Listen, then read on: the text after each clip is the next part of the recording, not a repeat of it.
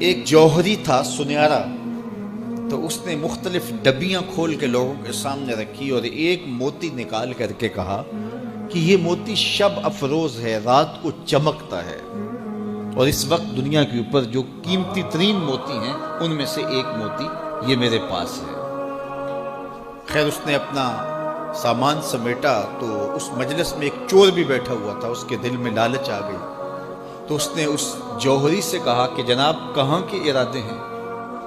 تو اس نے کہا کہ میں بمبئی جا رہا ہوں۔ اس نے کہا واہ واہ کیا اچھا ہوا، میں بھی تو بمبئی جا رہا ہوں، تو چلو اکٹھا سفر ہوگا۔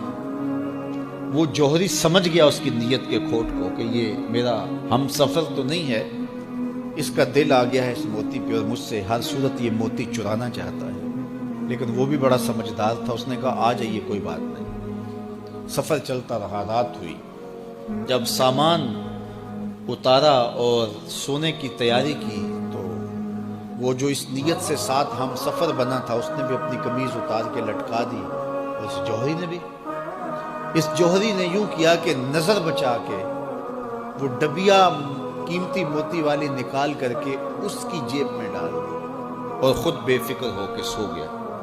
جب یہ خراٹے لینے لگا تو چور اٹھا، اس کا سامان ٹٹولا، اس کی جیبیں دیکھی، سارا دیکھتا رہا۔ خیر دن چڑھ گیا، جوہری اٹھا، اس نے نظر بچا کر کے اس کی جیب میں ہاتھ ڈال کر کے وہ موتی اپنی جیب میں ڈال لیا۔ صبح جب ناشتے پہ بیٹھے تو اس چور نے باتوں ہی باتوں میں بات کی، وہ آپ کے موتی کی چمک شمک نظر نہیں آئی رات کو؟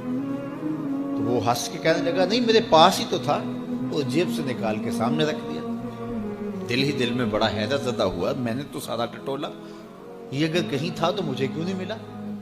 چلو آج صحیح۔ اگلا دن آیا تو پھر اس نے قمیض اتار کے رکھی اور اس نے نظر بچا کے اس کی قمیض میں وہ موتی ڈال دیا اور خود بے فکر ہو کے سو گیا۔ یہ ساری رات اس کے سامان میں، اس کے لباس میں تلاش کرتا رہا اور وہ مزے سے سویا رہا۔ صبح اٹھا اور نظر بچا کے اپنی جیب میں ڈال لیا۔ ناشتے پہ پھر بات کی کہ وہ آج بھی کوئی چمک شمک دکھائی نہیں دی۔ اس نے کہا میرے پاس ہی تھا، جیب میں ہاتھ ڈالا اور سامنے رکھ دیا۔ بڑا حیرت زدہ ہوا، دل ہی دل میں سوچا چلو کل صحیح۔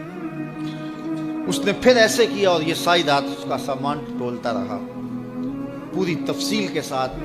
خیر جب صبح ہوئی تو اس نے پھر نظر بچا کے اپنی جیب میں وہ موتی رکھ لیا تھا۔ تو اس نے پوچھا وہ رات والا موتی آپ کا نظر نہیں آیا جس کو آپ کہتے تھے چمکتا ہے؟ کہا وہ ڈبیا میں رکھا ہے اس لیے چمک دکھائی نہیں دی، تھا تو میرے پاس ہی، اور جیب میں ہاتھ ڈالا سامنے رکھ دیا۔ یہ سر پکڑ کے بیٹھ گیا، میں روز اس کی جیب ٹٹولتا ہوں، سامان بھی دیکھتا ہوں، یہ رکھتا کہاں ہے؟ میں نے تو کوئی جگہ نہیں چھوڑی۔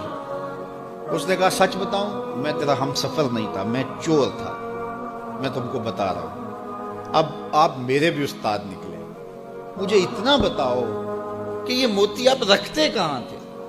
میں ساری رات ٹٹولتا رہا اور 3 دن ہو گئے مجھے، میں نے کوئی گوشہ نہیں چھوڑا، آپ کا سامان کھول کھول کے دیکھا ہے، آپ کا لباس الٹ پلٹ کے دیکھا، لیکن مجھے ملا ہی نہیں، یہ رکھتے کہاں تھے؟ مجھے یہ تو بتاؤ۔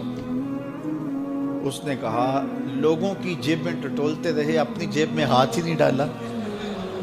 بلے شاہ اڈ دیاں پھڑنے، جڑا گھر بیٹھا ہے انہوں پڑھیا ہی نہیں۔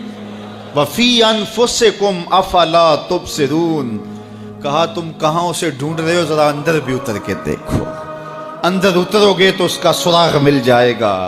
نہ مسجد وچ نہ مندر وچ، لب یار نو اپنے اندر وچ۔ جب اپنے اندر اترو گے تو پھر سراغ زندگی نصیب ہو جائے گا، عرفان ذات ہوگا تو پھر عرفان الہی نصیب ہوگا۔ لیکن ہم دائیں بائیں ڈھونڈنے نکلے لیکن اپنے اندر اتر کے نہ دیکھا۔ تو سراغ زندگی ملتا ہی تب ہے جب اس کی چوکھٹ پہ جھکنا بندہ سیکھ جاتا۔ تو اس کی چوکھٹ پہ جھک کر کے زندگی کی سربلندی حاصل کیجئے اور مقصد زندگی